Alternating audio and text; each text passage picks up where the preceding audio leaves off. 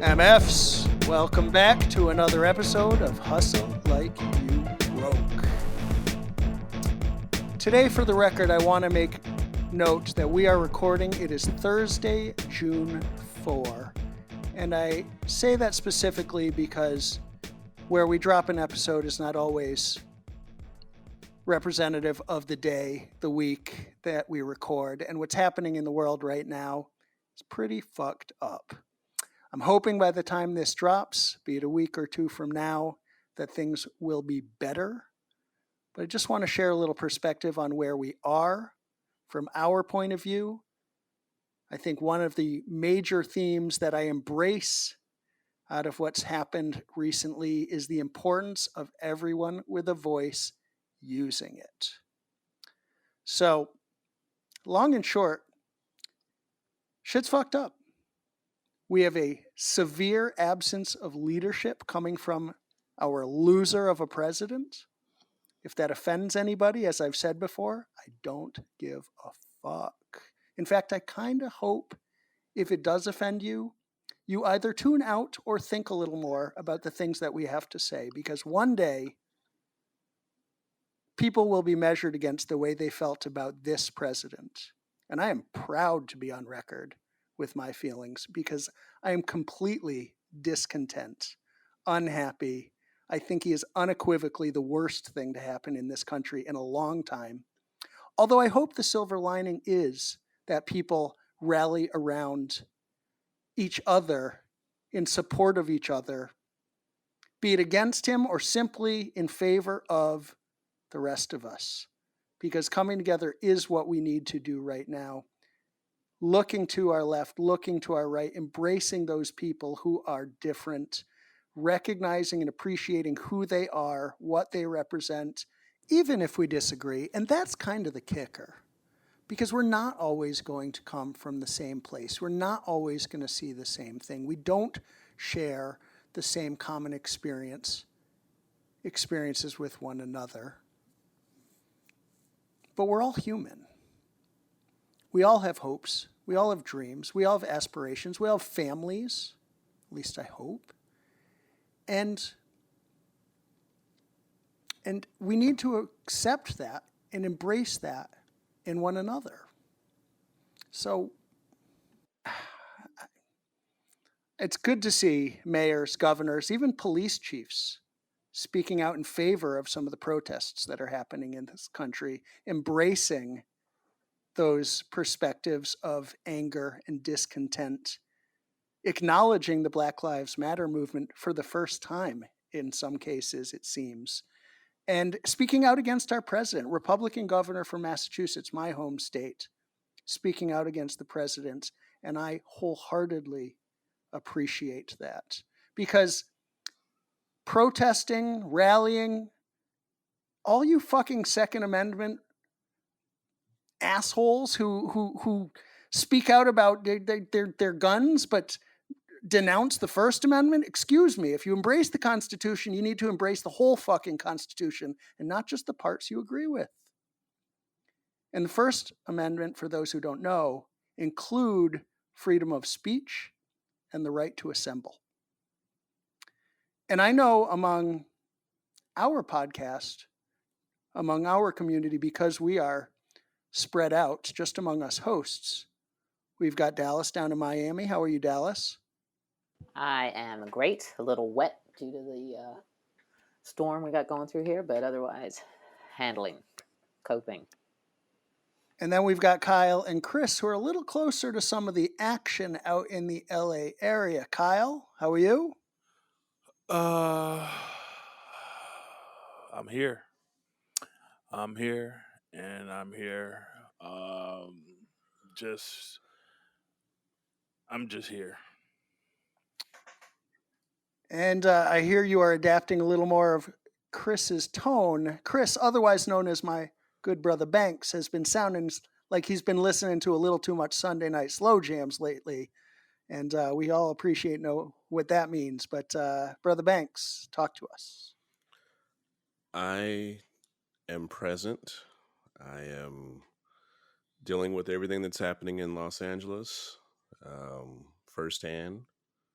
like I said, in my neighborhood, they're preparing for protests, so businesses are getting boarded up, and I'm having to talk to my daughter about what's happening. So it's there's a lot going on here. Well, you indicated previously that you've actually seen some of these protesting and some of this unfortunate mayhem up close and personal. Is that right?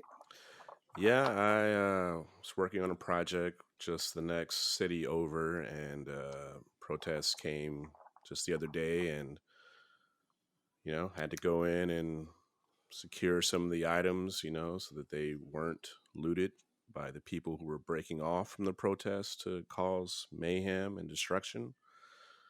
I've had to travel to a few of the projects, in the midst of these curfews, and had to deal with the law enforcement. Even this wasn't even after the curfew. This is, within the time you're supposed to be traveling, to and from work, and even having to deal with, police officers and explaining where I'm going and what I'm doing and where I'm coming from and what my purpose is and all that. Yeah, I've been in it firsthand. Like I said, in my community, they're preparing, and a lot of the locals are not going to accept anybody breaking off from protests to loot. So a lot of the citizens, business owners, we have a lot of longshoremen here because I live right by the ports.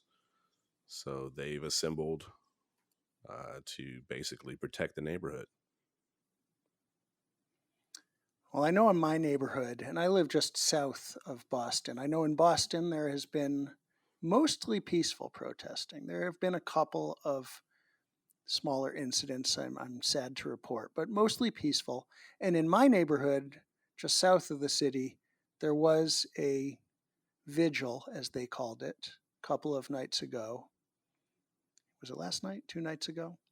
And I know a number of businesses were boarded up, but I also know that it was peaceful, that it was nonviolent, that it was apparently well received within the community, no issues, and certainly we aspire to that. Although I still find myself asking the question whether a peaceful protest really has enough influence, whether it really sends the message. I just don't know the answer to that. I mean, if people can't express how angry they are, and sometimes that anger and frustration results in less than desirable ends, how do we achieve the greater good? I don't have the answer. And along those lines, I know in the entertainment industry on Tuesday, they had what was called Blackout Tuesday this past week, the other day. And in theory, I certainly appreciate the intent, but I want to ask my fellow co hosts, was it effective? Kyle, Chris, Dallas?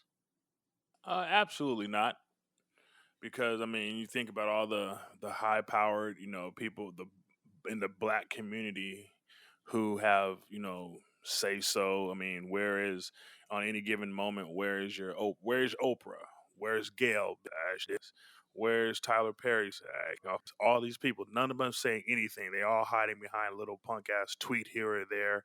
Where are all these heavy hitters that, you know, speak all this shit, but for Christmas they go take all these people shit off of um shit, well, I don't know what it is, layaway, all this irrelevant shit, but nobody's out here for the real stuff that's going down. I mean, we literally watched a 2020 version of a public lynching, and all people can say is, you know, it's just, it's a painful time and we need to heal. We're beyond healing. We need to get to the root and shut this shit down before you can heal. We're not even close to healing yet.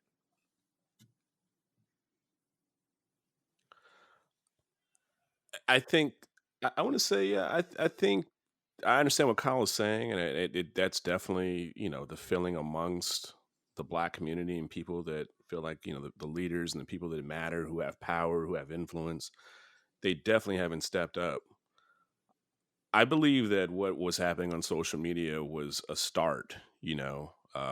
I've since then have several conversations with people who wanted to understand more, and it's not that people were just, sticking their head in the sand, but people don't understand that this isn't just about one person. This isn't just about what happened to George Floyd. This is about, multiple murders that have taken place in this country. This is about police brutality. This is about just lots more than just what we've seen in the past couple weeks.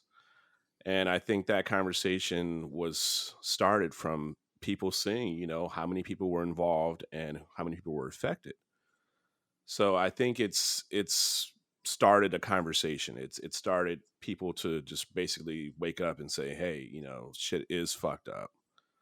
Um, of course, it could be more effective, from our leaders, from people that actually matter, who have influence and are supposed to represent, the Black community. Yeah. But people seeing it, on a scale like that, on a large scale, gets people to talking. And I think that that's a start. Yeah, they're not going to say anything because they don't want to fuck up their brand, fuck up their money. Because once we come out of all this, they still have to go back to work and figure it all out. So they're still depending on those other finances. I mean, hell, the cops are still out of control. I mean, you've seen reporters who come from a different perspective. Now all of a sudden they're getting pepper sprayed and hit with batons and shit. Now they feel the real wrath of it. But prior to, oh, a little peaceful rally, and then and then somehow it gets spun. But now that they get on the other end of that Billy Club, or the other end of getting that pepper spray in their eyes, now they see it from a whole different light. Well, Kyle, I hope you're wrong about that. I mean, again, in terms of people being willing to speak out, the thought that first came to my mind when you said that is, of course, going back to Michael Jordan years ago saying Republicans buy sneakers too. But I think he caught a lot of shit for that. And even more recently, during the last dance and all of that, it kind of came up again. And I think there is a bit of a sea change and more people that are willing to go on record and speak out. Do you not think so? It's been relatively quiet, and if any time for you to go out and speak out and say anything, and you have influence, will be right now. And there's a lot of quiet people out there. But I when do. but when the cameras come on, all of a sudden it's about love. It's about this. It's about paying it forward. It's about helping out, giving back. They right now sitting at their lovely establishments, looking at television, saying, I don't know. I don't know. I don't know. I don't know. Maybe when the cameras come back on, then I say something. But right now, I'm gonna just hide behind maybe a little drop, a little tweeter here, a little tweet here, a little IG post here, some fists here. But you're not saying shit. You're not saying a damn thing, and you're not being vocal. You're not out there in the thick of it. And it's unfortunate that you do everything to protect your brand now. When, like, regardless of who you are, on one suspect night, a cop could wear you all the way out and then say he reached for this, he reached for that. Meanwhile, you were at home saying, when you could have said something to help bring change about, especially in the climate right now. Well, as I said before, I hope by the time this aired that things have changed, moved forward for the better, and I hope that more people will have spoken out and rendering what you just said incorrect. Because I'd like to believe, I mean, I led with the fact that everyone with a voice should use it, and I wholeheartedly agree with that. Certainly, JMB have spoken up, and I appreciate them for that. I agree that many more should. Dallas, you've worked with both. What are your thoughts? I mean, I think that those that really understand the humanity and the human crisis and have the ability to speak up should absolutely do so. Yeah, I've had the pleasure of working for both artists mentioned, and they both are very much humanitarians in my experience. Um, this whole thing, though, is systemic, and you know, the boiling point has been reached. What happens now is obviously the most critical part of what we do next in this chapter. But, you know, can America collectively get it together to do the right thing? Spike Lee spoke out. people have, but it confounds me why we're still seeing this brutality.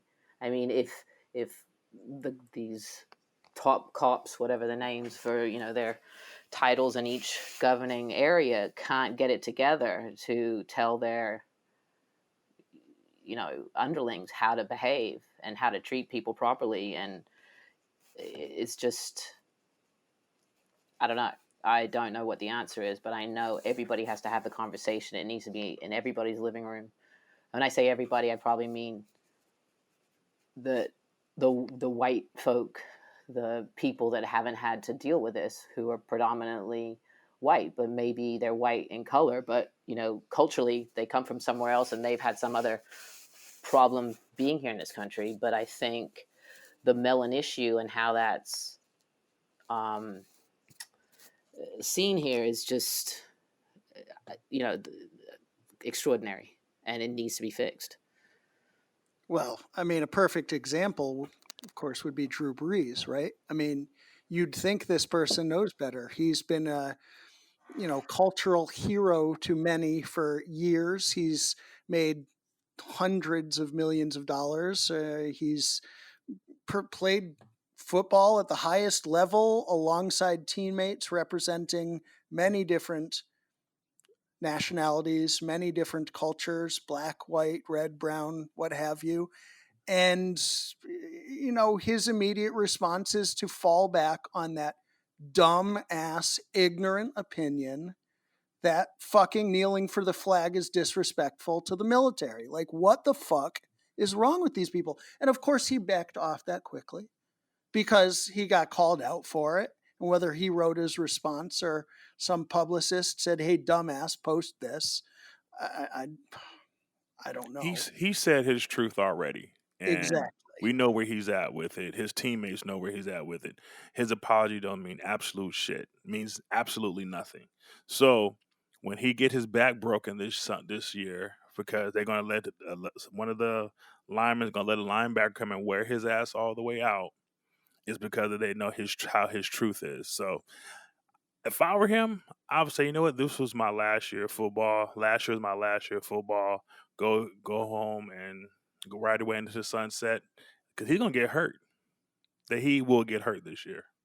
I mean, that would definitely be the coward's way out, in my opinion, but I can't dispute what you're They're gonna saying. wear his ass out. They're gonna break his back, break his legs, give him some sort of, not dirty. Well, it will be a dirty hit, but it'll be brought on because they're saying this is how he really thinks. So since this is how you feel, we're gonna show you some true pain. Well, be that as it may, the larger point I was trying to make is, in spite of all his opportunity, in spite of his wealth, his exposure to culture, to other people, he still falls back on ignorance, and that is unfortunately the case with millions of Mm-hmm. Americans. You're Millions. 100% right. You're I mean, 100% I said a couple weeks ago, before all this shit, I'm pretty sure that ignorance is a pandemic. And racism is also a pandemic born out of ignorance and fear. And uh, and that is the world, that is the country that we live in. Meanwhile, lest anyone forgot, we still have another pandemic happening here in the United States and across the globe called COVID-19. So, moving away from the topic of racism, though I'm happy to keep going, I think that we should strongly consider an entire episode, dedicating an entire episode or series to that topic, however much we can talk about it to move the needle in the right direction. I am open to doing so. But we are dealing with this COVID-19. And we're seeing overseas that things are starting to get better elsewhere around the world. In New Zealand, where I believe they are down to one active case, they just did their first small club show last weekend. It was a 150 cap club. It was a comedy show. They had 90 people there, 60% capacity. So we're not talking about an arena level production, but it came off and it was successful from my understanding. And now we see that across the Nordics, Finland, Denmark, they're talking about venues up to 500 capacity reopening. And I have a client myself based in the Netherlands that's doing a shoot for a commercial right now in Germany. And I saw a bunch of behind the scenes footage of what's been going on there. And people aren't wearing masks. I know that they were taking precautions. I know that we had substantial conversation about security measures and safety measures and making sure that distance was being acknowledged, appreciated, respected, that space was was being considered, that health and safety was given the utmost respect. But my point is, life is starting to go on in these countries. I'm not seeing that here. I'm waiting to hear the path forward. I know that, again, we've seen any number of issues of people violating space restrictions, social distancing ordinances, certainly during these protests, though in that case, I don't mean to say I give a pass, but certainly takes a different tone, different direction. It begs questions whether there will be clusters or outbreaks. But I mean, at the end of the day, I'm still left saying, what the fuck is wrong with our country? And I still think the answer is zero fucking leadership. And again, I'm looking at you, Mr. Trump. You force people out of your way, assaulting nonviolent protesters in order to hold up a Bible in front of a church. That doesn't make you a leader. It makes you a fucking poser. That's all you are. And with that in mind, that aside, we do have a special guest here today, and I know she's been very quietly standing by. I'm sure she's got something to say. I certainly welcome that. She is the niece of a former guest, so our first family member to join the program, the niece of Charity Lomax, who joined us a few weeks ago. Charity was great. We had a lot of fun with her. Wonderful woman, a lot to say. And today, again, her niece, she has been a singer-songwriter and background vocalist. She's experienced in publishing. She may be the most rounded guest in memory that I'm aware of. She worked for VIP Nation for a number of years. She's been a production coordinator as well as a tour manager. She's toured with Kanye, with Janet, with Chris Brown. Don't get me started on him. She's got her own show on SoundCloud. She has her own YouTube channel. And perhaps most interesting to me, she's worked with Ice Cube's Big Three Basketball League. I'd definitely like to hear a little bit about that. Perhaps she has a unique perspective on the return of sports in America. She is coming to us from the DC area. Please welcome to the program, Ashley Lomax. Hello, everyone. It's very good to be here. I didn't realize my aunt had done an interview, so I'm really touched to know I'm the next family member of someone else to be a part. Thanks for having me. Well, she was on time. Oh, shit. I bet she was. Thank you very much, Kyle. Man, had to go there already. Ashley, I know you're yeah. going to give it right back to him, so I'm glad to have you around. Obviously, to our guests, there's some familiarity between Kyle and Ashley, and Yes. that tends to result in some good ribbing, as we know Kyle likes to give it. And Well, I was really lucky. My first tour had Kyle involved in it, so I walked into touring with knowing you have to start shit and finish it with Kyle. So. is that the reason you were fortunate? Because I'm struggling to wonder if there was other reasons why you may have been so fortunate. No. Other. I mean, my first tour was one of the most eye-opening and diverse things I didn't exactly know existed. If you looked at working on tours on a local level at the time, there was a lot I took in. That first week, I'd never seen that many women in positions. I had never, quite frankly, seen that many people of color at the same time. So I was very receptive to meeting everybody and making friends. You know, some people were pleasant, some people weren't. But by the end of the tour, it was a very well-rounded, eye-opening experience. And Kyle is a part of it because I traveled this world with Kyle in it too. So, you know, it was the best thing that could have happened in my opinion. Now, all these years later, I'm not sure. Speaking Fair of enough. which, I think you relate to the Stevie Wonder show that I got you tickets to, weren't you? Yes, So you I never am. consistently late. Waka waka. Yeah, actually, some other family members have some ties to the Stevie Wonder thing, so it turned into a lengthy day when it should have just been I walked in and sat down. But yes, Kyle has always made sure that I had a great time. I was timely at the championship tour, so you know. Now, Yeah. during our quick hits later in the episode, we always ask a series of questions. And the first one is to tell us a little more about your first tour. So, since you've already brought it up, tell us about that. I mean, who was the artist, if you don't mind us asking? And it Yes, sounds like you did have a rounded crew party, which frankly is not always the case. So great to hear there were a number of women. Great to hear there was cultural diversity. I'd love to hear who that was. sure. Yeah, my first tour was for Janet Jackson's Unbreakable tour. So as I like to put it, kind of the tour before the baby. Um, and I always kind of told myself if it ended out that I ended up touring, if the first three tours I got were like my bucket lists, I really kind of didn't care what came after, and that's what happened. So, you know, the first one was Janet Jackson, the second one was Slipknot, and the third was Kanye, kind of back to back to back. But my first tour was great. It ended up that my aunt was road manager on it at the same time. It ended up kind of funny how it went. She kind of told my grandmother, "Don't tell Ashley I got it." I told my grandmother, "Don't tell my aunt I got it," because I wasn't sure if she took the position. So the first day of work, when I came to get my credentials, my aunt was sitting there. Um, so in the sake of security, it was really comforting at first, just because worst case, if I really didn't know a soul, I knew someone. But she was also great at the time about being about, I'm B party, your C party, and have a great tour.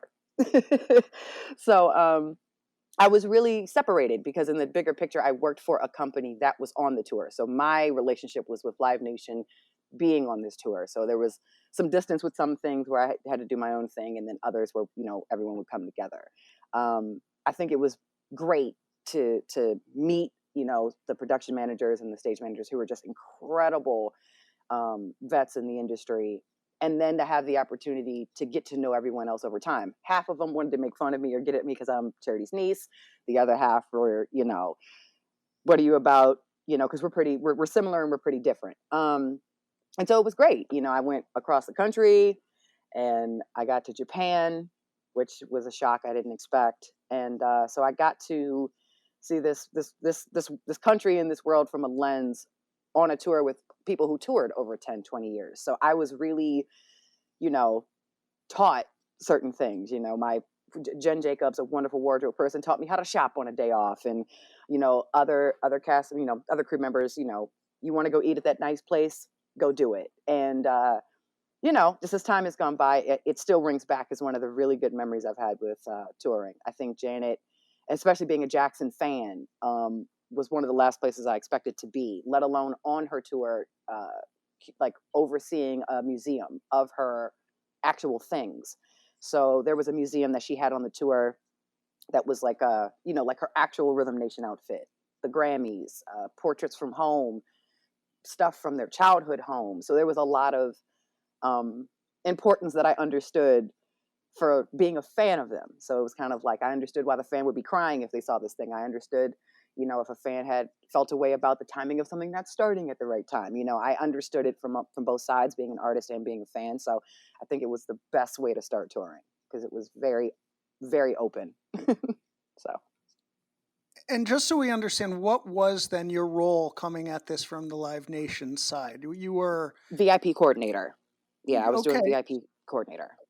Excellent, excellent. I was hoping you would say that because I knew again that you had done some of that, and we haven't had a VIP coordinator on this program yet. The Oh, perspective, nice. yeah, of the perspective of the VIP nation, how that gets integrated into a tour, how that fits that role, what it is. Could you tell us a little bit about that, please? Absolutely. The layman's way I like to say it to people is that there's these upgraded packages that are a part of most major arena tours, um, based out of companies, major companies like Live Nation having a subsidiary company called VIP Nation. And what comes with it is within the purchase of your ticket, it guarantees you a seat. Let's say within the first 10 rows of the floor. There might be, it depends on the tour, but some would have like a VIP party, some would do a meet and greet with the artist, others would just get like early access to merch without the public there yet. So there's a variation of ways that they're implemented. And Janet's in particular was to be able to walk through a museum of her stuff that you would never get to see really, as long as you had purchased the album. So it was pretty clever. It was, show me you actually have the album on your Apple Music or whatever, and then come on in. Every once in a while, she was awesome and would come in herself and act like a mannequin and maybe let 5-6 people go by, and then she'd surprise someone. And every once in a while, take a picture and then go backstage. So in the Janet version of it, which is different than other tours, it was a lot more interactive, and it turned to about 400 to 1,000 people a day, depending what city or country we were in. Me and another gentleman named Brent pretty much ran that. So that would be 14 road cases a day, putting on a truss, like a 6-foot carpet that Michael got made of her, the Rhythm Nation covered. Like the things that we had were just, it was a bit nerve wracking at first to not mess anything up physically. That was always my concern. But then it turns into, in my day, I have to hire assistants. And then there's advancing and budgeting for the VIP locations and for what comes with it, whether there's food and beverage. So that's kind of how the days would go on. So it would be, 6 to 8 assistants to help us set this up and then kind of wrangle people in the midst of it. And that was how her VIP package went on that tour. You needed 18 people for 14 road No, cases? I said 6 to 8 people for 14 road cases. Now, they would always complain about pushing them, but we would always get them to where Malcolm would want us to put them for loadout. So That's terrible. Well, Ashley, Oh, we know man, somebody it was else a on this lot. we know somebody else on this podcast who, would complain about pushing a road case too, don't we? I bet you do. And who might Some that be? white glove. No. Well, you Remember, get that so badly. I earned these gloves. I didn't start off pushing. I Mm. didn't start off just walking in at whatever time I walk in. This was earned. So I got my sweat on. I actually learned about the term white glovers from that tour, in fact. Because I had and I'll tell you exactly why. It came from one day I must have went out to the show or like was watching on the floor. And obviously I don't know anyone in the crowd, but I do know who's in front of house and who's wherever. And when it was over, it's like he got up, got his backpack and walked off. And I remember asking my aunt, I was like, hey, why did that guy just get up and like leave? She was like, he was called a white glover. I was like, oh, okay. Got it. Wow. No shade. No shade. Hard, making sure 20,000 people got their needs met musically. I have been left. Okay. But I will say, as the years have gone by and I've gone to other shows, I understand a bit of it now. I really do. I've had conversations with audio people to ask, and I've gotten some enlightening answers. So I don't really have a lot to say about it. Kyle's answer is it's correct. It's not wrong. There's some people out here who have paid their just due and should have the time to go on back and get first after show. Come on, Ashley, don't go it's soft on him now. Wow. I actually ordered it. I don't have to get dibs. Okay. I'm just saying. Even called the after show. Hey, look, I'm hospitality coordinator on Chris Brown for the past 3 years, so my relationship with people now is based around your necessities. So I have different dialogue about these type of things now than when I was doing VIP. But yeah, Janet was great. Janet was a great time. I was very fortunate to be on that tour and to see this country from the representation and kind of from the backstage eyes of her tour. So I have a serious question for you. Yeah. Were you ever late? Was I ever late on Janet? No, because I was petrified. I was petrified. Malcolm would have left you. You know that, right? Oh yeah, Malcolm would have absolutely left me. And that was one of the first things that I found out when I got my credentials. Derek asked me what my favorite food was. I answered him. And then right in the same breath, Malcolm was in the room and he had said, if you fuck up or you're not on time, I'll leave you. And I remember looking at my aunt and she just nodded. She was like, I ain't got shit to do with me. Yeah. So no, I was very afraid of it. Not to mention, I was also on the bus with like her glam squad and her head of security. So I was kind of in a non-excusable, you need to get up and off the bus kind of environment. So So no. for a podcast of this caliber, which is centered around you, why were you late? I was honestly late because I completely forgot that I needed to go through Google Chrome to do the Zencaster thing, but I also didn't have a link sent to me. So I had my bio, I had everything sent in like I was supposed to, but I Oh, didn't have a link sent. so this is tech support's issue. Wow, Slightly. throwing Sam It's under half the bus. mine, half tech support. Sorry, Sam. Wow. He's going to be unhappy about that one. And of course, he's not even here to be able to To defend him. represent, of course. That's pretty rough. Sorry, Sam. All right. Well, let's back that bus back up over Sam and move on. So, go back a little bit before the touring, though, because again, as I understand it, you were a singer. Is that right? Yeah, on a local level in Baltimore, DC area, a lot more towards Baltimore. I'd been an independent singer-songwriter pretty much since 19. I released my first EP, I think, at 19, and then pretty much just didn't release another one kind of until this pandemic, strangely enough.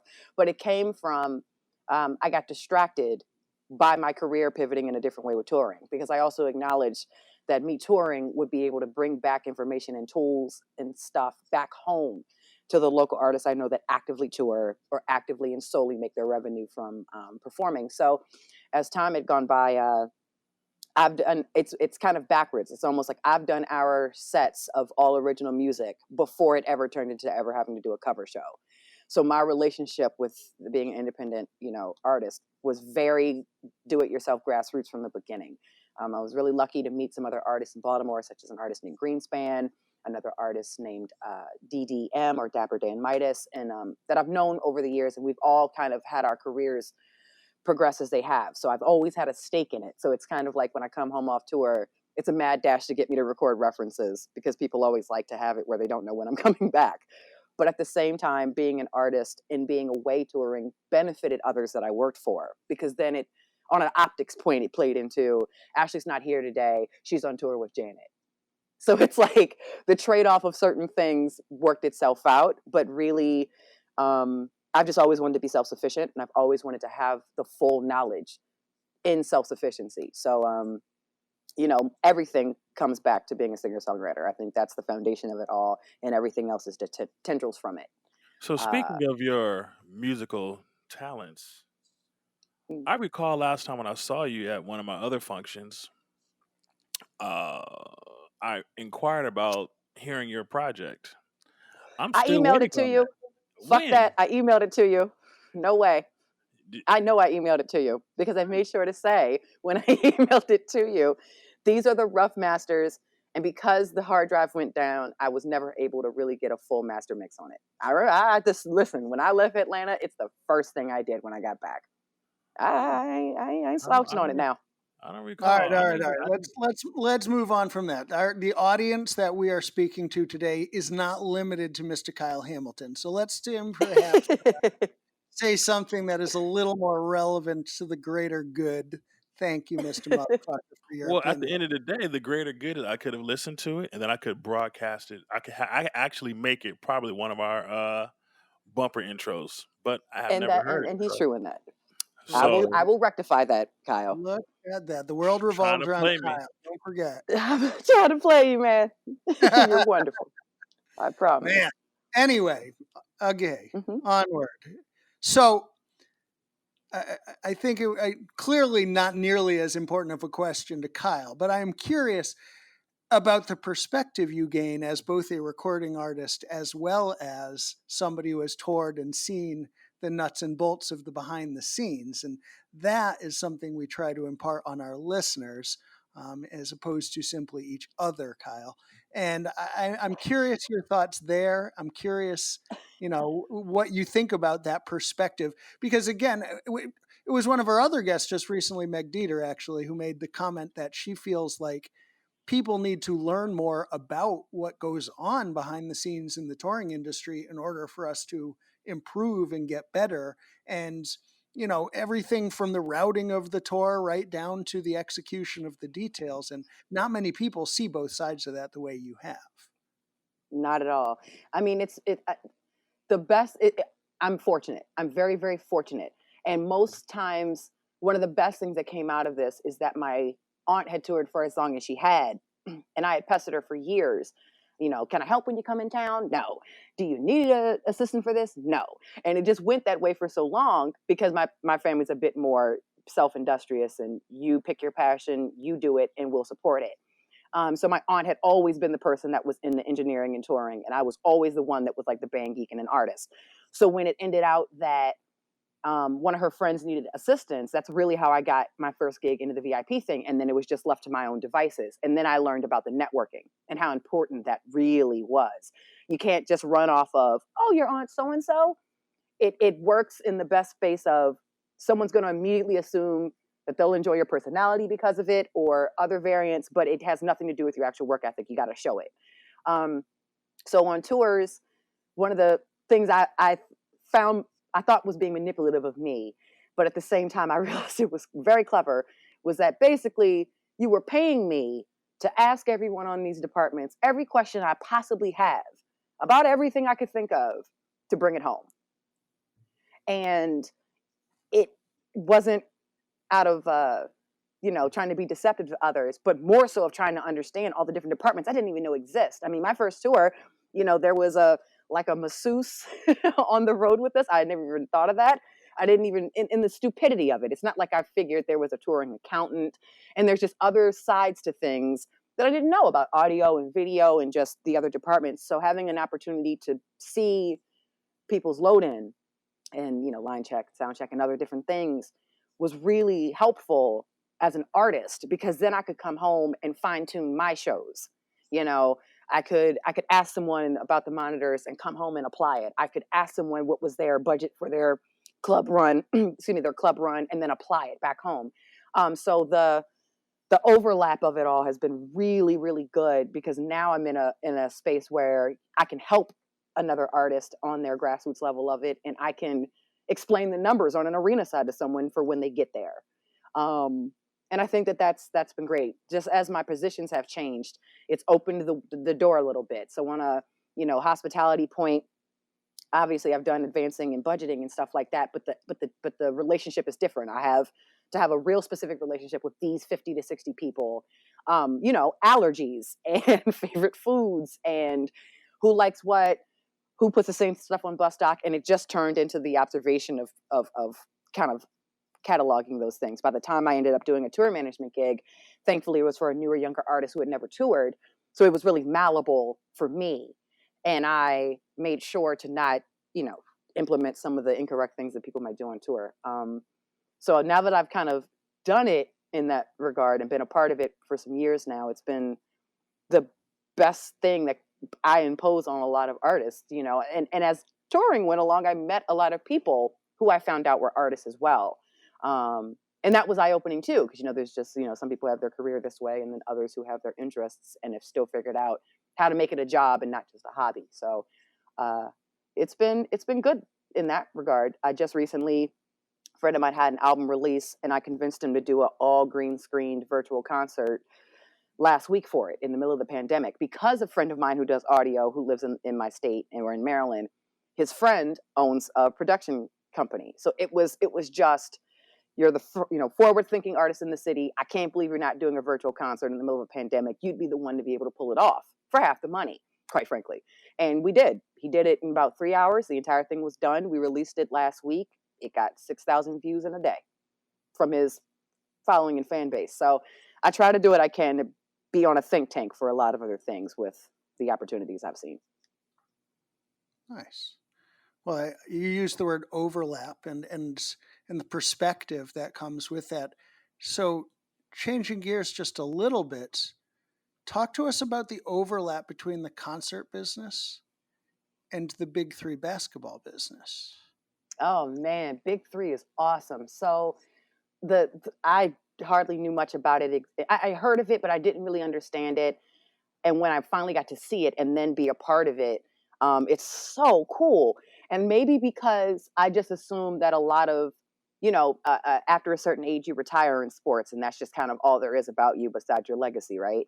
So to have it be something almost simplistic where it's like 3-on-3 pickup games, but it's really a competition, and then to travel with it, and then to make it have playoffs and championships as well. I found it to be brilliant. One of the best things to me about it was that it took, Clyde Drexler or, Dr. J, Gary Payton, and they're the coaches, or Lisa Leslie, who won Coach of the Year last year, or a lot of the basketball players you enjoy that you don't know if they're still playing. And I was a lot of it was the weekends, so I didn't have to go physically to so many of them because my hospitality world is spent advancing it before it happens. So I went to a couple of the East Coast games because I really wanted to see some of my favorite, players I had like growing up in person. Um, it's similar and it's very different. I think it's different because it's being played more like at the college campus kind of circuit. So almost like, the college campuses that have venues. It's very similar because everything is the same: load in, load out, making sure sound's in order. A lot of it was similar than different, but I did think that like the locker rooms for the team setup was kind of different. It was a lot more people in one locker room because they're a team and then they're switching out and leaving, versus it being every, opener has their room, the artist has their room, and everyone has their offices. So it was a little different for that, but I think how consistent it was and how it rolled out was really, really cool. An example is something that, not strange, but like like the current culture plays, I think, a lot more into Big Three. It was always sold out. It was always a big fan base there at the games. A lot of families would bring their kids so they could see their, favorite former basketball player. So I thought it was really cool on a generational point. I did find though that the last Big Three came at the time of that obnoxious Popeye sandwich craze. Mm. So like more of my days were spent trying to find Popeye sandwiches by the like 40 to 50 at a time than really anything else. That's what Ice Cube wanted. That's what people wanted. And then one person would see a person's rider switched up to this, and then they would have to do it. So it logistically got weird for odd reasons at the end. But I think Big Three in concert runs are very, very similar. It's just, you're watching a game versus sitting around and watching 2 or 3 openers and then the main act. But yeah, I think it's really cool that it rolls out this way though. And who's your favorite player, if I may ask? I was a big Gary Payton kid. Big Gary And Payton kid. Glove plays in Big Three? He's a coach. Like he specifically was a coach.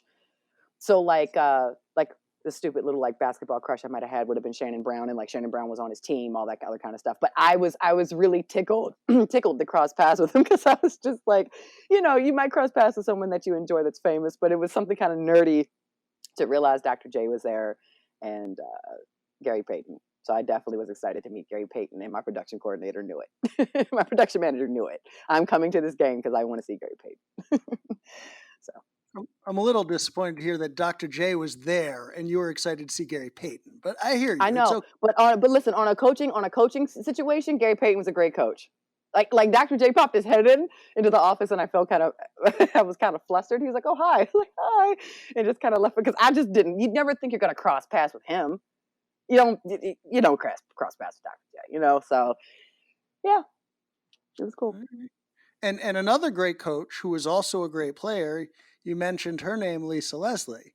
So yeah, she won Coach of the Year last year. Yeah. So are there women players in the Big Three? Excuse my ignorance. No, not that I've seen, not at all. And I think Not that was yet. kind of the surprising. Well, maybe not yet, but I don't know how. Basketball is very physical, and there's a lot of women out here that'll dust somebody. But I don't know if we're in a world yet that's really going to give you co-ed. I don't know. Well, here and now, I can't WNBA version imagine I'm the too. first, but here and now, I want to say, I want to see women playing in Big Three. Just putting it out there. Oh yeah, it would be the coolest to do it, especially if you got, not just the ones that but the players that can play. And I think, Big Three might be a good space to do it where it's a little more even keel. There's not anything at stake. You can't take these chances during an actual basketball season. I think there's a little more wiggle room to experiment with these kind of things. But I agree with you. I think it would be interesting to do, but I do think that male pride might have some problems if they get dusted by a chick. Well, and Some. well, they should. But let's relate that back to our business. Now, we know, I mean, Dallas is a great example of a woman who has no problem dusting her fellow man backstage with her load in, with her work ethic, pushing cases like Kyle never would, doing all those things, doing work. Wrong. Man, let me Wow. tell you something really interesting, Christine, before you talk. I hope this doesn't come off like a very odd story, but this is actually how I came across Christine.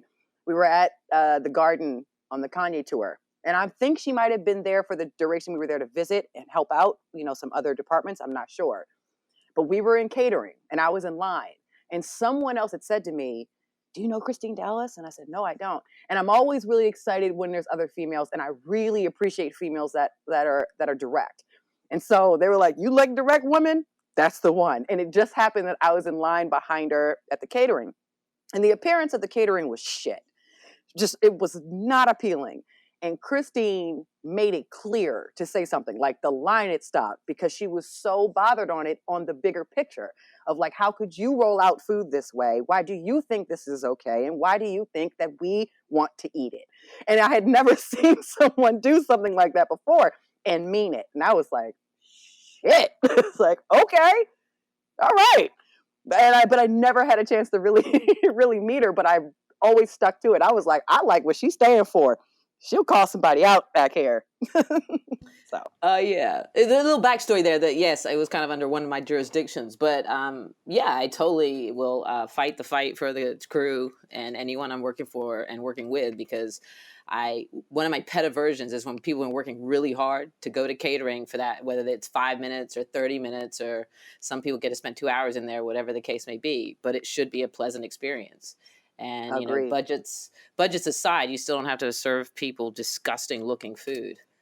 Yeah. It yeah. So I'm And by the glad time I you. became a hospitality coordinator, it was something that I stuck to. Like it's something that I stuck to because of it. I was like, Christine was right. What are you fucking doing today, you guys? So Well, the larger point here, of course, is in relation to the importance of having strong women and not just quality food, though we agree to that too, of course. And Dallas, Ashley, I mean, both of you, I'd like to hear a little more perspective on, again, the importance of having strong women in the business. Dallas, you and I talked about mutual acquaintance of ours, Erin O'Brien, and I told you, I think, just the other day about a story where she literally broke her pinky finger and it was sticking out in the entirely wrong direction. And we said, "You need to go to the hospital." And she's like, "Nope, I need to finish loading. Then I'll go to the hospital." And she had the guys around her in line, working their tails off, taking direction. And, she was taking no shit and she was getting it done. And she is a badass. And I appreciate that every time I see it. And she's a carp, just to be clear. She's a carpenter. Please, oh, thank you. that's awesome. That's awesome. I no, go ahead, Christine. No, I was just gonna say, following, I guess that there are women in the business that you have to be strong or you wouldn't be there. I mean, particularly, and I think that's where the floor is relevant. And pointing out in Erin's case, being a carpenter on the floor, there aren't many women carps, and the mindset is, and I think I can speak for her in this case because I know I've done it myself.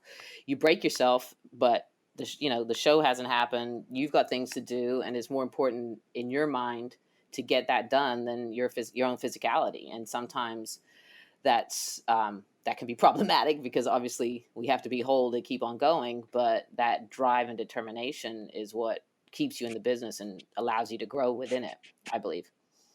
And to piggyback on that, I agree. I do think that there's a lot of structure that comes from women being in these groups on the road. I think that there's a difference as a work excuse me, a difference as an organization that women have in some spaces that benefits and is helpful on the road. I think once again, I've had the opportunity to not only have a woman in my family be in touring, but not to be specific and make it a point, but to also have a woman of color in it, and to think that there's more of her, and then to be shell shocked when I got into it and found out there really wasn't, and then it made my care for meeting new women and getting to know women's positions and stuff like that a lot more important in my mind. We had a female rigger on Kanye around, she was around my age too, and I thought it was remarkable. And just getting to know women and understanding their position in things, it's a tricky kind of, most workforces are not, some people want to make their workforce a boys club, and I've been fortunate to know some people that don't agree with that and some that like to align with that, but in it, I know women give 100% of their day, give their work ethic in a really dedicated, diligent approach, and take a shower, wake up, and go to the next day. I think after a while, I was hoping that our industry would never have to have the prefix before things, like, oh, it's a woman and she does this, or just stuff like that. Like, oh, instead of it being like, oh, it's Christine and she does so and so. And I think that it's refreshing. I think visible representation is really important, especially in this day and age. And I think I found out over time, just even with doing VIP and, dealing with 200 to 400 strangers a day in the lobby before they come into to the show, and having people surprised that there's a woman there, or, kind of taken aback by it, or thinking it's really cool. One of the best things that's ever happened is meeting other women and them asking or being like, oh, I wish I had your job, or how did you get into this? And, and I'll answer them frankly, because in my case, I hire assistants in every city to be a part of the VIP thing. So, I'm never against giving someone the opportunity. You're going to show yourself whether you're good or bad once you get to the day of it. But I think the extension in the female networking is a thing that's also kind of very important in this too. Or else you'll be on a tour circuit and just living with guys and not see another female that isn't, quote unquote, maybe the partner of someone that's on tour. And I've had that too. But I'm just impressed that now we're in an age where the numbers in this are so much higher, and there's a lot of women who don't want to be labeled for something that they aren't. They just want to work, and that can get tricky. It's real easy, I think, for people to get distracted on tour. You know what I mean? Like, it's really easy to not prioritize what you're really here for. So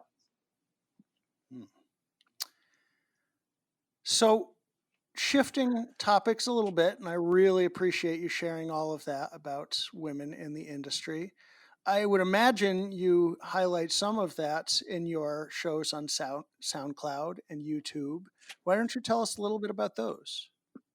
Yeah, sure. I used to have a podcast on SoundCloud called The Ashley Alexander Show, and it kind of came from, I love Inside the Actor Studio, and I love James Lipton, and I always thought that he asked really good questions to provoke a conversation. So a space in between, like, my love of Questlove and his music knowledge and the history behind it, which I kind of have in the back of my head too, and being able to ask someone a real present question about something and get in detail and kind of incorporate new music I listened to that week at the same time. So that was kind of what that meshed into. Once the pandemic hit, quite frankly, and I was home and trying to figure out what I was going to do just to occupy my mind, I was like, okay, well, I used to be a part of an album review show on YouTube. Every couple of weeks since I've been young, people will ask, what are you listening to? What are you listening to? When CDs were burnt, that used to be, can you burn me a CD? That's not what it is now. So I started just getting back up once around March, just doing album reviews. And then from it, I came to the decision of, all right, if I can ask some of my tour friends to sit down together and just have a conversation, even in this instance, not about what's going on with the pandemic, but everything before it and what we need to do strategy-wise after it, into what our career is going to be and become. I also acknowledged that there's a lot of single people who aren't seeing another face for days on end because they're, by themselves. And on a networking point, I didn't know who knew each other on a touring situation. So they've been really cool because some people haven't seen the other's face in years. And then this was the platform to say hello and catch up. And then, a lot of the topics I kept the topics the same. It's just the people that changed. So I was really lucky to have a diverse amount of people to interview, like, a female bus driver, a couple truck drivers, some vets in the production side of things, and pretty much every department to some degree, is from carps to audio to video, and having really honest conversations with each other. There's a lot of things I didn't think about until I did these 8 or 9 interviews. I mean, stuff like, you'll have a certain department person say, I'm not doing well in this time because my job is hands-on. I can sit in a webinar all day, but that has nothing to do with touching something and really, learning some equipment in real time, and I don't have access to it. There were other conversations that were had, on stuff like, one of the things I always brought up was travel, flying and on buses, and how do we all feel about that? And to have, a bus driver ask others, how do you feel about being with 12 people on a bus? And then us ask her back, how do you feel being on a bus with 12 people? Just the little variant things that I didn't think about. And someone eventually had asked me, what does this mean for meet and greets for you? Like, so it's been really informative, and it's been really eye-opening, just because of filling in the blanks on the stuff you're not thinking about at the time, while everyone's quarantines started at different times and everyone's across the country. So so somewhere between album reviews and doing interviews with artists and other touring professionals, that's kind of how we've got the YouTube channel going. And it's I guess it's Ashley Alexander TV, just to keep it kind of general, so I can kind of do what I want on it. And yeah, that's the show on YouTube. So if people wanted to look you up on YouTube, they would search Ashley Alexander TV. Yep, and it would pop right up. There it is. Well, anything else relevant to our discussion that's come up there that you might want to impart on us? From what we've been speaking about in general? Yeah. I'm very glad at what Chris and Kyle had to say about these times. Not to bring it back exactly to that. It's been an interesting time in the midst of all of this, especially with the relationship of what this means for our job in the future. I've been taking it, as I can with stride. I think, I've crossed a riot, a curfew, a lockdown, and having walking papers to be out past 8 o'clock with the Baltimore riot for Freddie Gray, in a real way, for weeks on end, with sand trucks and on the streets and just the whole nine. And so I have a different relationship in people's intent with certain things. I have a different observation about some of these things from my own experiences. And it's been interesting to navigate.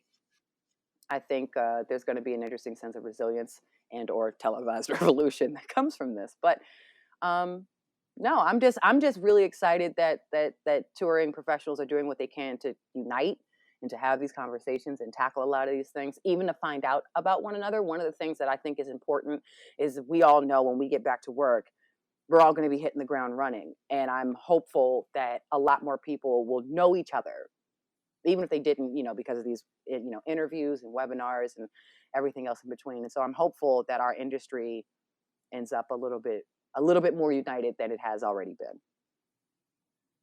I appreciate that perspective. Is there anything else you want to share about what's going on in the world today unrelated to the concert industry? You certainly have the floor to share that if you would. I'm in a space now where I've been home longer than I've been in some years, and been trying to navigate that outside of a lot of the things that have been happening for my friends and family, just in the occurrences of things. I am a bit frustrated by some people's silence in the macro and the micro of things, and I'm trying to do what I can to mind my words a certain way, just because when we all get back together, I just worry about the people who like to remember somebody's like shitty post and it dictates the rest of their work cycle. I'm just curious on what the infrastructure is going to be and how it's going to change for us on a touring point. One of the things that's come up in a conversation I've had recently was about the thought that tours might bring back skeleton crews, and people might end up doing more than one gig to equate to the rate that they are used to based upon what ticket sales are now. So there's a lot of things that I've been paying attention to and trying to prepare myself for. And I think that, for us to have the opportunity to, it might not be the best opportunity to have 2-3 months sitting at home, but somewhere I think we're going to see the grace that comes from it. There's a lot of anxiety a lot of us don't wake up with right now. There's a lot of room to learn hobbies and do other things we don't ever have the availability to do because we're not home long enough to do it. And so I've tried to impress upon everybody to enjoy a bit of the constructiveness in the space that we have, because when we come back, we might not have this again. So More than one gig equals more than one check. that's extremely true. Very true. Yeah, Don't I go out think there. Don't have people going out there doing double gigs on one and only getting paid for one. That'd mess up everything. and right, and there's that too, and that's some of the questions that's come out of even saying those statements, and some people talking about that is the worry of what that means or how you could manipulate it if you wanted to, or preying on somebody's just immediate desire to come back to work by any means. No, no, no. You need to have some terms. Yeah, because I I mean, you think. saving again. I'm doing 2 gigs. Like if I'm doing like if it's a show that has multiple artists on there, you're saving on rooms, you're saving on airfare, but you're not going to save on the actual work. I can I mix 2 artists? Of course, but I need 2 checks. I'm not here to save the whole situation because then it messes it up once everything comes back moving forward. Oh well, he can mix everybody for the price of one. Right. No, No. No, no, no, no. Matt, since that's how you think. I mean, I try and put my client's best interest first. That's all I'm gonna say. And And I put I my company appreciate best you interest want your first. money, You but got a question. You got to question the person I that's actually gonna go ahead. have a question for you all. I'm so sorry to cut you off, Christine. I have a question for you all because you all have toured longer than I have in We this. don't do questions. We just do answers. Okay, that's fine.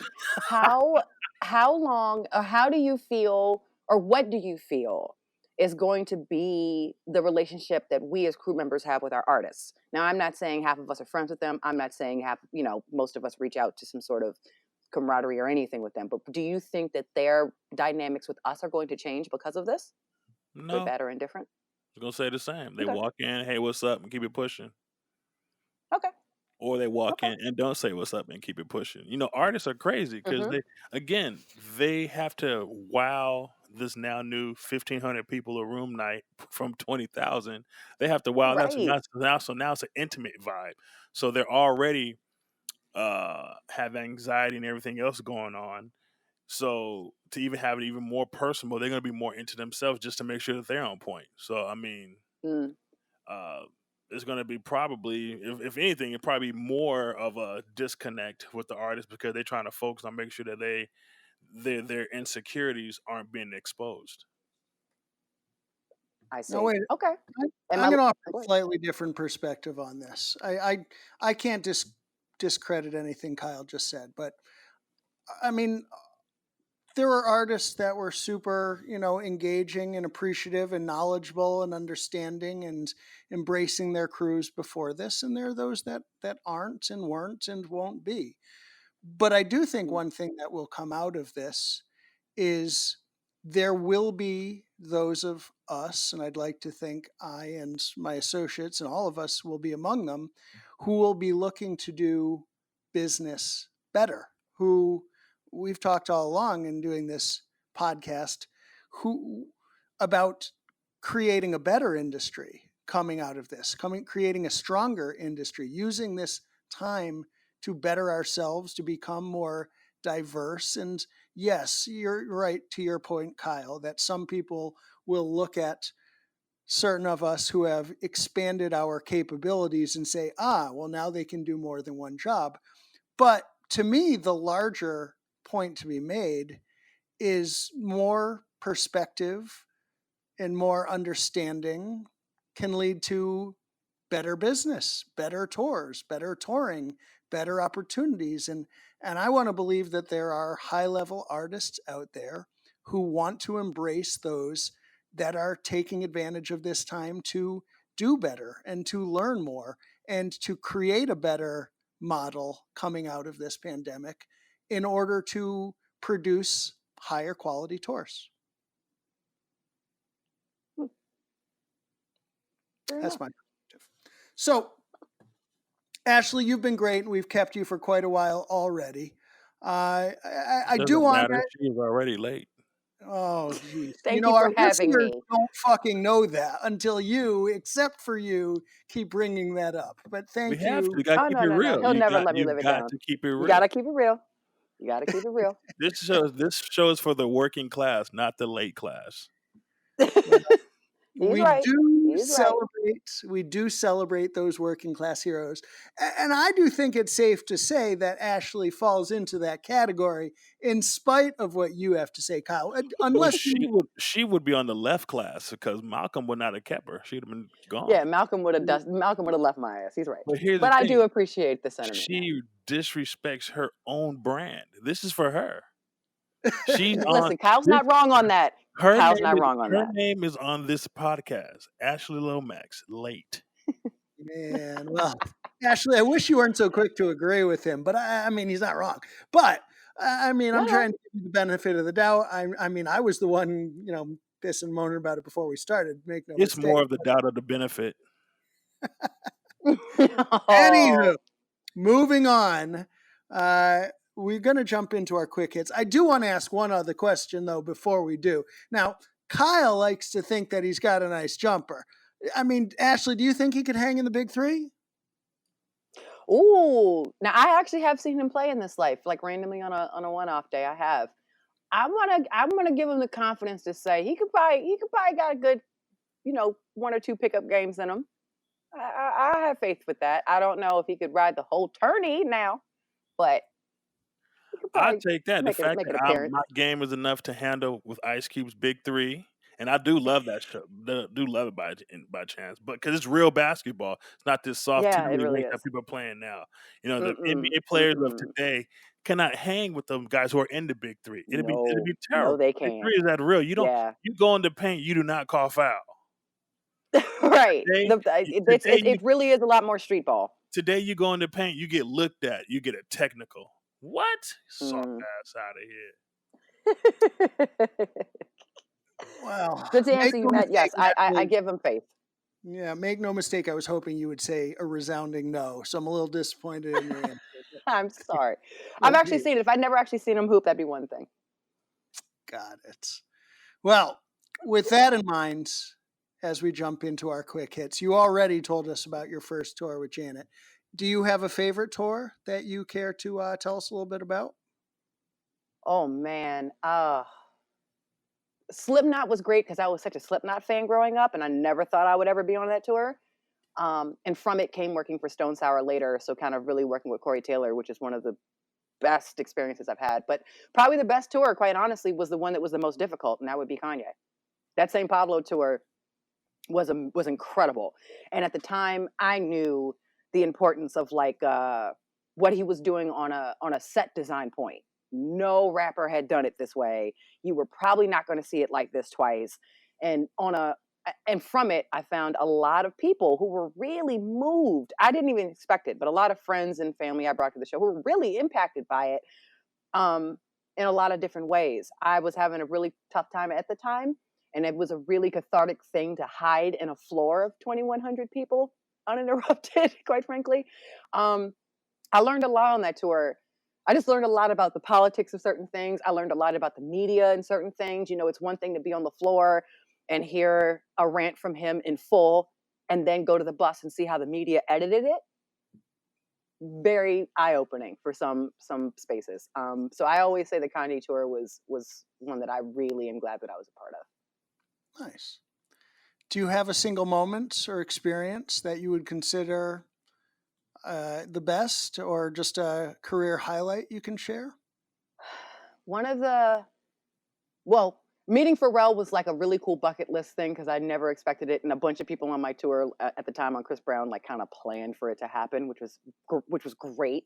But probably my fondest memory was in Japan on Janet, and there was a lot of Michael Jackson impersonators and a lot of Janet impersonators, and one of the things that was great was being able to connect with fans. And so in Japan, they were very kind and courteous, and one woman in particular spoke to our translator and it said that she and her brother were like two choreographers in Tokyo Osaka, that really had taught a lot of Janet's dances, and they were going to go to this show together. Her brother had passed away the week before, something very insane, and she still came.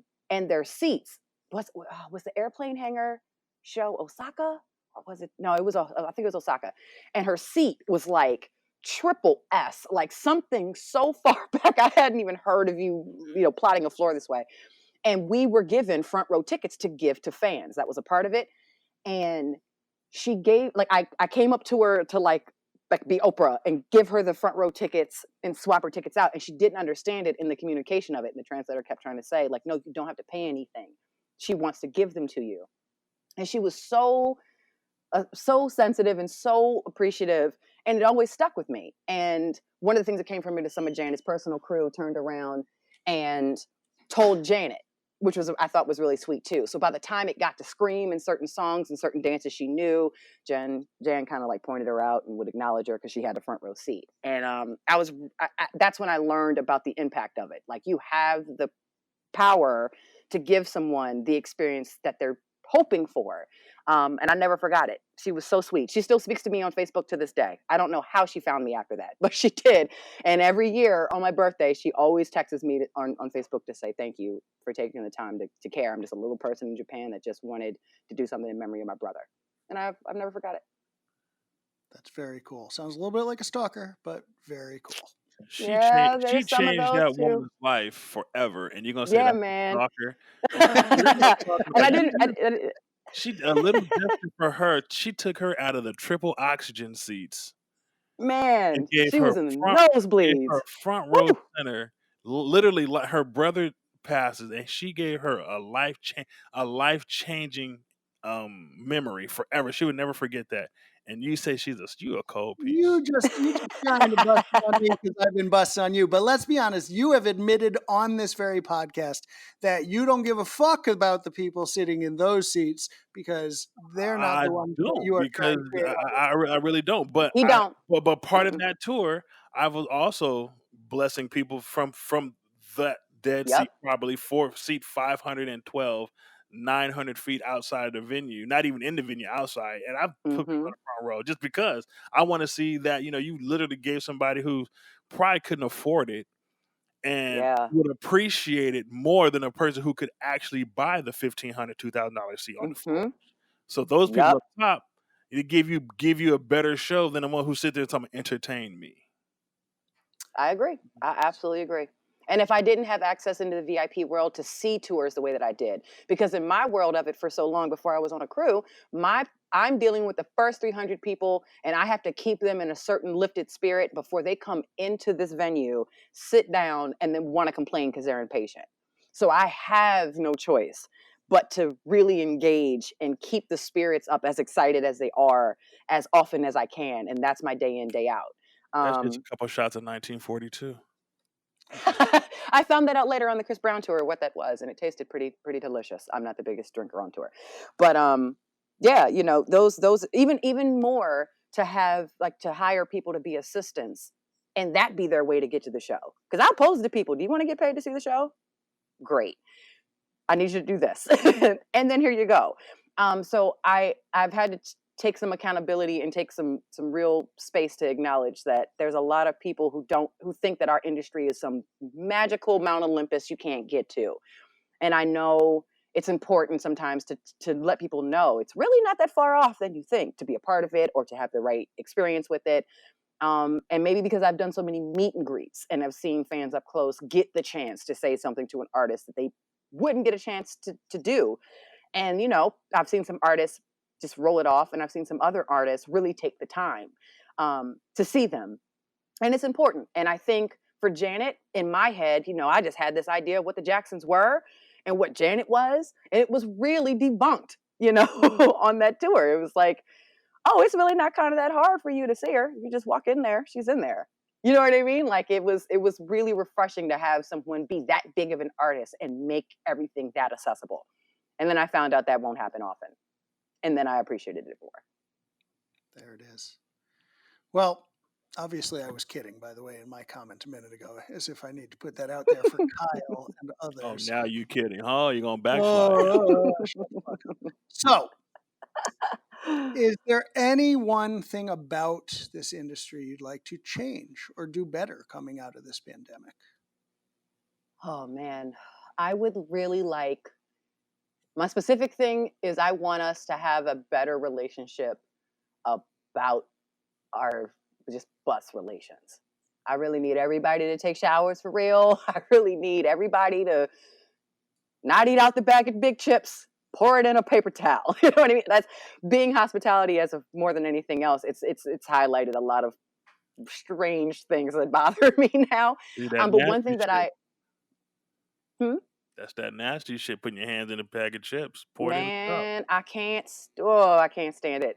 But I hope that our relations department to department changes, because I've noticed that it seems to me a bit cliquey.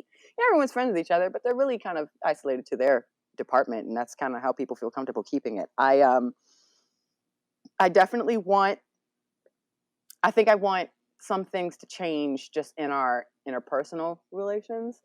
And I definitely want our conduct with showers and catering and after show to change. They're going to, and they're greatly going to, because of what's going on with the pandemic. But I think I want our I think I just want some of our day in day out things to change, and if it were to change, it'll make, I think, a lot more people not so high strung at times. Yeah, I think I want us to be different to each other, because we're going to get it no matter what from the artist a certain way, and we're never going to be understood by the audience to a certain degree. So I would hope that there's a lot more getting to know within our actual crews. So, improving interpersonal relations and perhaps some proper etiquette too. Oh yeah. Oh yeah. Hygienically, I would love for some things to change. Nice. And Okay. to I lock like. the bus too. That's the big Oh, no-no. and to lock the bus. People never Oh, lock the lock bus. the You bus. always go to an unlocked bus. That pisses me all the way off. One thing someone told me recently, I didn't even think about, is that when he gets on a new tour, and one of the things that he does, which I thought was strange, but like, he takes the air filters out the bay, like of the bay of the bus, to see if the driver changed them before the tour started. Like, I wasn't even thinking about the air that's pumping out through these vents, and now it's something that's on my mind for the future.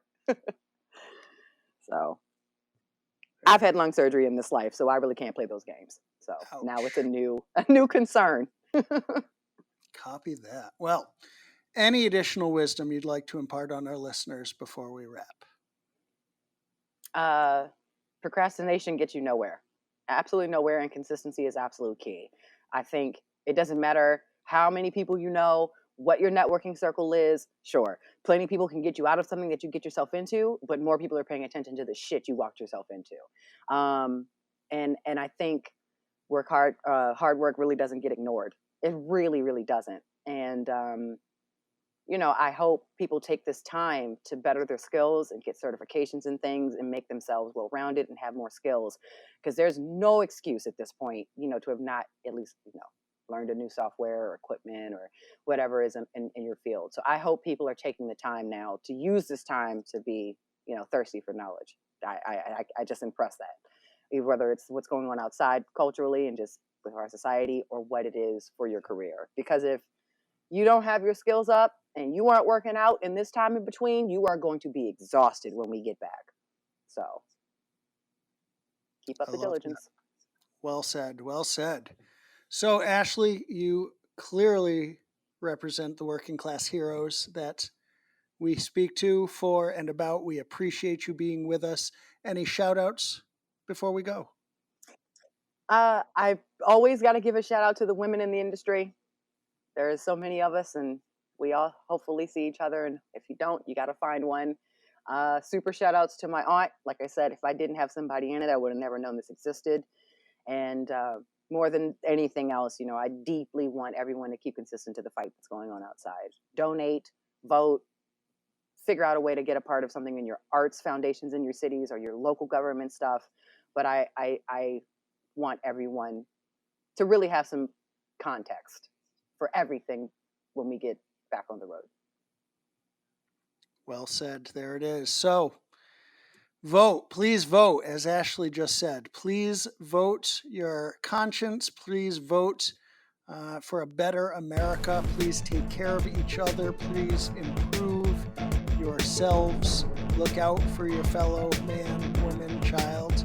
Please, let's just make this a better world. Take care of each other. Do better. Be better. Let's hope by the time this podcast airs, the world will be just a little bit better.